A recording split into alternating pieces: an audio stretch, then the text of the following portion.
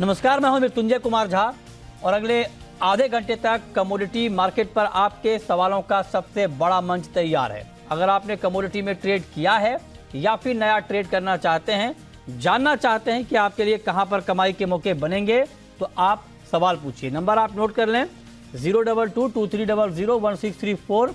इसके अलावा आप 02223001635 पर भी अपना सवाल पूछ सकते हैं।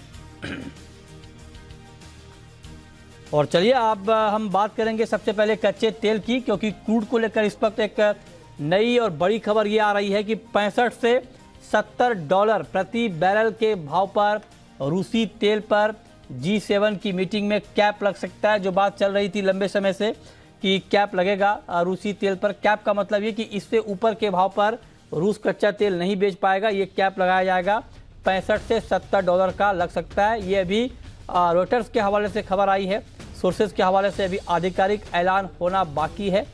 और लेकिन अगर ऐसा होता है 65 से $70 पर प्राइस कैप लगता है तो क्या इम्पैक्ट होगा। तो मार्केट में इस वक्त जो सेंटीमेंट है उसके मुताबिक अगर 65 से $70 का भाव तय होता है कैप के लिए, तो इसका ज़्यादा बड़ा इम्पैक्ट नहीं होगा। इम्पैक्ट क्यों नहीं होगा? वो इसलिए क्योंकि रूस ऑलरेडी डिस्काउंट पर तेल बेच रहा है और $65 के आसपास ही रूस अभी कच्चा तेल बेच रहा है। लिहाजा अगर इस लेवल पे कैप लगता है तो रूस के मौजूदा तेल बिक्री पर कोई बड़ा इम्पैक्ट नहीं आएगा, पहली बात। दूसरी बात, जो 65 से $70 का प्राइस होगा ये रूस के उत्पादन के लागत से काफ़ी ज़्यादा भाव है, लिहाजा ये प्राइस बहुत ज़्यादा इम्पैक्ट नहीं कर पाएगा। अब अगर ये मामला है तो इसके पीछे की मकसद G7 की क्या होगी कि इतने ऊपर के भाव पर कैप लगाया जा रहा है। ये भी खबर आ रही है कि कुछ मेंबर कह रहे हैं कि ये बहुत ऊपर का भाव है। पहले 50, 55, 60 के आसपास भाव कोट हो रहा था, 50, 55 के आसपास का, तो इतना ऊपर कैप क्यों लग रहा है। इस गणित को डिटेल में समझाने के लिए हमारे साथ नरेंद्र तनेजा हैं, एनर्जी मार्केट के जाने माने एक्सपर्ट। तनेजा जी, बहुत बहुत स्वागत है आपका। आपको लगता है कि 65 से $70 का कैप होगा सर? देखिए, पहले तो ये है कि ये G7 कोई यूनाइटेड नेशंस तो है नहीं। हाँ। ये अब कई देश तो उसको मान्यता ही नहीं देंगे। भाई G7 कौन होता है वो कैप लगाए, है ना। कोई यूनाइटेड नेशंस नहीं है, कोई इंटर गवर्नमेंटल ऑर्गेनाइजेशन नहीं है, ऐसा कुछ तो है नहीं, है ना। तो ये तो पहले ही आएगा कि कितने लोग इसको वैलिडिटी देंगे, कितने लोग इसको मान्यता देंगे। तमाम देश पहले इस बात को खारिज कर चुके हैं। दूसरी, जैसा आपने कहा कि ये जो अगर 65 पे आप लगाते हैं या इवन 62 या $60 पर भी कैप लगा देते हैं, तो रशिया जो आज जो रूस से जो तेल बिक रहा है वो 30 से लेकर के 35% डिस्काउंट पर पहले ही बिक रहा है। अच्छा, और चाइना वगैरह को तो जो खबरें आती है कि चाइना को तो उससे भी सस्ता मिल रहा है, क्योंकि वहाँ पाइप से गैस जा रहा है और तेल जा रहा है, वो शिप से नहीं जाता वहां पे। ट्रांसपोर्टेशन कॉस्ट इसलिए वो कम हो जाती है। अच्छा, तीसरी बात जो ये आ जाती है कि भाई कॉस्ट ऑफ प्रोडक्शन रशिया के अंदर जो वहां पे समंदर में तेल निकलता है, खासतौर से ईस्ट कोस्ट पे, वहां तो उत्पादन की कीमत थोड़ी ज्यादा है। या जो आर्कटिक के इलाके हैं वहां पे जो समुद्र में है उसकी थोड़ी सी कॉस्ट ज्यादा है। बाकी तमाम जो रूस के तेल का उत्पादन होता है उसकी जो कॉस्ट ऑफ प्रोडक्शन है, लागत है, वो काफी कम है। कुछ इलाके तो ऐसे हैं जहाँ लागत जो है वो $15 और $20 पर बैरल से भी कम है।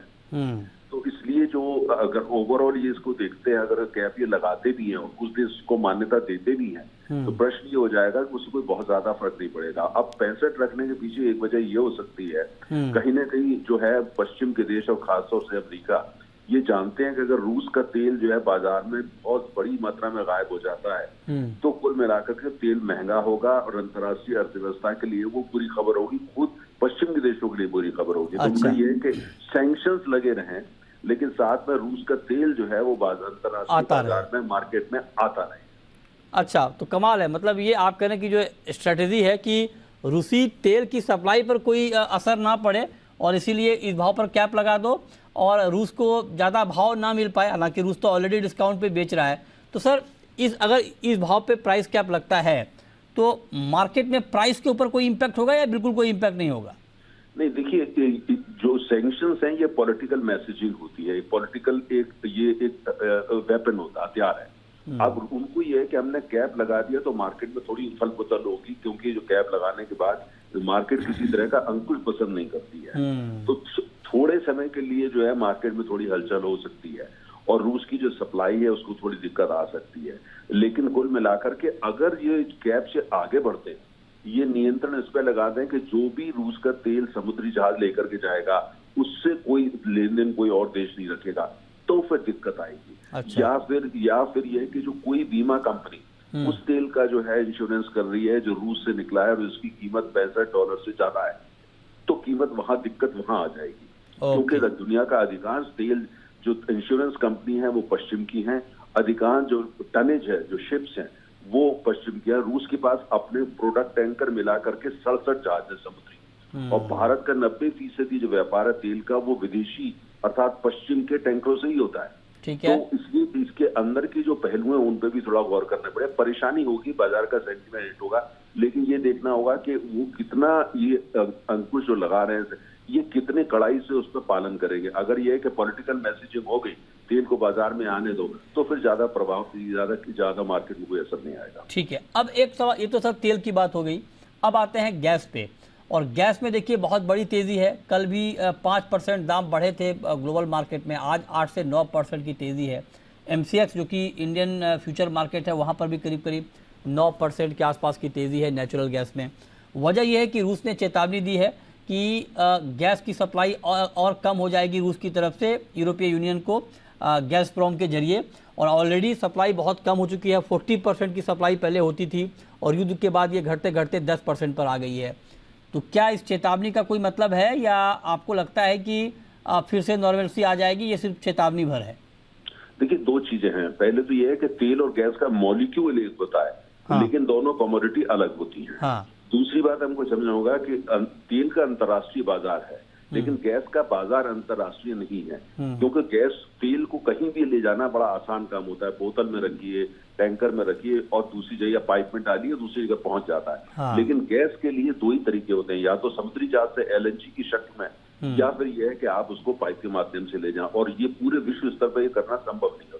इसीलिए गैस के रेट्स हर जगह अलग अलग होते हैं। लेकिन जो अगर रूस के प्रतिबंध जो है वो ज्यादा सख्ती से इंप्लीमेंट किए जाते हैं, तो सबसे बड़ा नुकसान जो होगा वो होगा यूरोप में, क्योंकि यूरोप में ज्यादातर गैस वो पाइप से जाती है, वो बंद हो जाएगी 15 फरवरी के आसपास। लेकिन दुनिया में गैस की कोई कमी नहीं है, लेकिन वहां पहुंचाने की जो व्यवस्था है वो नहीं है।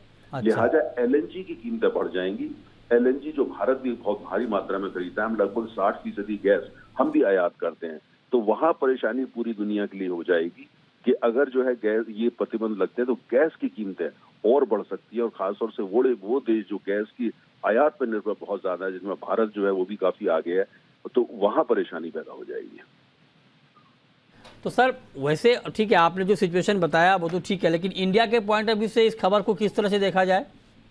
बहुत अच्छी खबर है। देखिए, जहां तक भारत का प्रश्न है, भारत तो तेल के लिए तो इतनी बुरी खबर भारत के लिए नहीं है, क्योंकि भारत तेल मंगाता रहेगा रूस से, और हो सकता है ऐसे हालात में भारत रूस से और ज्यादा डिस्काउंट की मांग करे। और लेकिन पश्चिम की कंपनियां अंकुश लगा सकती है बीमा को लेकर के और समुद्री जहाज को लेकर के। ये देखना पड़ेगा इसमें क्या होता है, भारत किस तरह से, खासतौर से अमेरिका से जो डिप्लोमेटिक चैनल से इस पे कोई रियायत या एग्जेम्पशन ले पाता है, जिसकी संभावना है, जो संकेत आ रहे हैं। लेकिन जहां तक गैस की बात है, भारत के लिए यह है कि हमारे चूंकि हम भारी मात्रा में याद करते हैं, तो वो वहां पे हमारे लिए परेशानी पैदा हो जाएगी। भारतीय अर्थव्यवस्था में गैस की जो हिस्सेदारी है कुल मिलाकर के 6.3% है आज की तारीख में, लेकिन तमाम इंडस्ट्री में भी इसका प्रयोग होता है, तो गैस की कीमतें ऊपर जा सकती हैं। उससे पाइप नेचुरल गैस, CNG, इन सब के लिए जो है थोड़ा जो है बुरी खबर होगी, क्योंकि इनकी कीमतें फिर ऊपर जा सकती हैं। ओके, बहुत शुक्रिया तनुजा जी आपका जुड़ने के लिए और डिटेल में ऑयल और गैस के ऊपर बात करने के लिए। लेकिन ऑयल में ट्रेड क्या लिया जाए भाविक जी, ये जरा बताइए सर आप संक्षेप में। देखिए, ऑयल में अभी भी टेक्निकली अगर देखें तो वीक ही लग रहा है। तो आज के दिन भी मैं दिसंबर कॉन्ट्रैक्ट में मैं शॉर्ट की रिकमेंडेशन करूंगा। थोड़ा उछाल आता है 6650 के करीब, तो शॉर्ट कर सकते हैं 6470 के टारगेट के लिए, और स्टॉप लॉस रख सकते हैं 6750, और ये इंट्राडे पर्पस ही है। ठीक है, तो ये राय आपके हो गई ऑयल के ऊपर। बीरेन जी, गोल्ड पर आपका व्यू क्या है सर? गोल्ड का मार्केट बड़ा रेंज में फंसता हुआ दिख रहा है, कोई बड़ा एक्शन नहीं, कोई बड़ी खबर नहीं, क्या लगता है अभी गोल्ड में आपको? अभी 4 दिन बाजार बंद है अमेरिका में, कल से लॉन्ग वीकेंड है इस बार, तो ट्रेड सीरियस नहीं है और साइडलाइन हो गया है। तो यहाँ काफी सीमित दायरा लग रहा है मुझे गोल्ड और सिल्वर दोनों में। अच्छा, आप कह रहे हैं कि 4 दिन जो कि यूएस के मार्केट बंद है कल से, तो यहाँ पर बहुत रेंज का मार्केट आपको लग रहा है, सीमित दायरे में भाव लग रहा है। ठीक है, चलिए आगे बढ़ते हैं। अब बात करते हैं जीरे की, जहाँ पर पिछले कुछ दिनों से लगातार दबाव बना हुआ है। बीच बीच में मार्केट ऊपर आता है लेकिन फिर से दबाव बाजार पर दिखता है। तो आखिर एक्चुअल ग्राउंड सिचुएशन इस वक्त क्या है जीरे को लेकर, सोइंग के क्या कंडीशन है, डिमांड कैसी है, इस पर बात करने के लिए हमारे साथ मितेश पटेल जुड़ रहे हैं। इस वक्त जीरा के एक्सपर्ट हैं और federation of Indian spice stakeholders के फॉर्मर चेयरमैन भी हैं। मितेश जी, बहुत बहुत स्वागत है आपका। क्या लगता है सर आपको जीरे में क्या हो रहा है इस वक्त? नमस्कार मृत्युंजय जी। अभी जीरे में फिलहाल जो डिमांड की एक्सपेक्टेशन थी वो डिमांड अभी थोड़ी कमजोर है। साथ में बिजाई के भी रिपोर्ट आ रहे हैं थोड़ा थोड़ा करके। गुजरात की बिजाई अभी तक फिलहाल इतनी स्पीड नहीं कर रही है, पर राजस्थान की बिजाई पिछले साल और पिछले साल से 10-15% प्लस होके आ रही है, पर डिमांड अभी कमजोर है सर। अच्छा, डिमांड कमजोर है, तो क्या प्राइस क्या लग रहा है फिर आपको? एक्सपोर्ट की डिमांड अभी फिलहाल कमजोर है, पर एक्सपोर्ट की डिमांड मुझे लगता है कि आने वाले दिनों में आनी चाहिए। प्राइस लेवल ए लेवल बना रहेगा, क्योंकि जो माल अभी मार्केट में अवेलेबल है, जो मार्केट में माल की अराइवल है, वो बहुत ही लो क्वालिटी के माल है। अच्छी क्वालिटी की मालों की बहुत यानी माल की सप्लाई बहुत ही कम है, और डोमेस्टिक डिमांड के लिए अच्छे क्वालिटी के माल की सप्लाई बहुत कम है। तो मुझे मार्केट डाउन जाए वैसी सिचुएशन अभी नहीं लग रही है सर। अब जाने का, अब जाने की सिचुएशन डिमांड के ऊपर है सर। हम डिमांड की एक्सपेक्ट कर रहे थे कि एंड ऑफ नवंबर 20 तारीख के बाद डिमांड आनी चाहिए चाइना की, पर जो आज तक डिमांड इतनी पीक नहीं हो पाई है। तो अभी कुछ दिनों तक मुझे लगता है कि हफ्ता 10 दिन अभी अपने को एक लेवल पे ही वेट करना पड़ेगा, रेंज बाउंड ही रहेगा मार्केट। अच्छा ठीक है, लेकिन आप कह रहे हैं कि जब डिमांड आएगी तब अच्छा, जब डिमांड एक बार आ जाएगी चाइना की, तब आपका टारगेट क्या है तब के लिए? सर 275 तक का टारगेट मुझे जीरे में नियर टर्म में दिख रहा है, क्योंकि सप्लाई इतनी नहीं है जो होनी चाहिए। अच्छा, आप कहेंगे सप्लाई चूंकि कम है, तो जैसे ही डिमांड आएगी मार्केट में एक बार फिर से तेजी का माहौल शुरू होगा। एक सवाल मितेश जी आपसे और, सोइंग की क्लियर पिक्चर कब तक मिल जाएगी सर कि सोइंग बढ़ी है या घटी है, ये तस्वीर कब तक साफ हो जाएगी? गुजरात की पिक्चर 5 दिसंबर को क्लियर हो जानी चाहिए, और राजस्थान की 15 से 20 दिसंबर को क्लियर हो जाएगी सर। ओके ठीक है, चलिए बहुत शुक्रिया मितेश पटेल जी आपका जुड़ने के लिए और जीरे पर ये बात करने के लिए। चलिए आगे बढ़ते हैं और अब हम बात करते हैं सिल्वर की, चांदी की। बीरेन जी, चांदी का मार्केट यहाँ से आपको कैसा लग रहा है? क्या चांदी की चमक इस भाव पर और बढ़ती हुई आपको दिख रही है? टेम्पररी इसमें थोड़ा इनफ्लो दिख रहा है। तो जो करंट लेवल है 61,400-500, यहाँ से शायद ये 62,400-500 तक जा सकती है। कुछ पेपर प्रोडक्ट्स की लॉन्च हो रही है, सिल्वर ETF की, उसका भी सपोर्ट थोड़ा मिलना चाहिए। इंडस्ट्रियल डिमांड की थोड़ी दिख रही है, तो टेम्पररी में इसमें थोड़ा इनफ्लो दिख रहा हो। ठीक है, ओके, तो ये राय आपकी चांदी पर। लेकिन अब हम शुरू करते हैं सवाल और जवाब। पहला सवाल है पंकज का, पूछिए पंकज जी। नमस्कार सर, मेरा सवाल ये था कि सोयाबीन और चना काफी दिन से बंद है NCDEX में, तो ये चालू कब होगा, कब तक इसकी प्रोसेस है, और फिजिकल मार्केट में सोयाबीन के भाव 6500 तक आ सकते हैं या नहीं? क्या जवाब इसका भाविक जी आपके पास? देखिए, आई थिंक अभी तो थोड़ी बात चल रही है कि काफ़ी सारे अगर कमोडिटीज़ देखें NCDEX में तो बंद हो चुके हैं इन्फ्लेशन की वजह से, और थोड़ी बात भी चल रही है कि शायद चालू कर सकते हैं। अभी कब चालू कर सकते हैं वो कोई भी कंफर्म कोई न्यूज़ नहीं आया, तो अभी मैं नहीं बता सकता कि ये चना और सोयाबीन कब चालू हो सकता है। बट फिजिकल स्टॉक अगर देखें सोयाबीन का तो 5600 के करीब है, तो मुझे लग रहा है कि आई थिंक आगे जाके भी 54 से 57 के बीच में ही दायरे में रहेगा ये फिजिकल मार्केट के प्राइस। ठीक है, चलिए आगे बढ़ते हैं और अगला सवाल है कैलाश चंद्र मोदी का, सदुलपुर से पूछ रहे हैं। पूछिए कैलाश जी। नमस्कार सर। नमस्कार, पूछिए सर। मैंने क्रूड है वो लॉन्ग कर रखा है, आपने कल पुट का बताया था, ये पुट और ऑप्शन वाला क्या होता है, कैसे होता है, इसका बताना जरा। ये बड़ा अच्छा सवाल आपने पूछा है। बीरेन जी जरा बताइए सर, ऑप्शन में कच्चे तेल में कैसे ट्रेड करना चाहिए, कॉल पुट क्या है, इनको जरा डिटेल में समझाएं सर। भाविक भाई इज बेस्ट उसमें बताइए भाविक जी।